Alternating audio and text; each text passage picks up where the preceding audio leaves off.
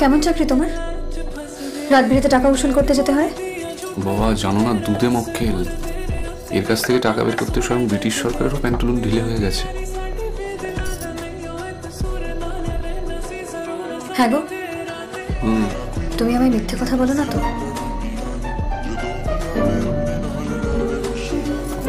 আমি তোমায় মিথ্যে বলতে যাবো কেন? সারাদিনে আমার সাথে তোমার কতক্ষণই বা দেখা হয় বলো?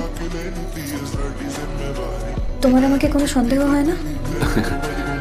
দেখো সুধামুখী, সারাদিন ধরে নানা লোককে সন্দেহ করাটা আমার পেশা। কে টাকা দিল, কার কত বাকি, সেটা বাড়িতে নাই বা টেনে আনলাম। সেটা কিন্তু আমার পেশা নয়। সন্দেহ করা আমার স্বভাব। তুমি যদি আমার সন্দেহ করার কোনো সুযোগ দাও, আমি কিন্তু ছাড়বো না।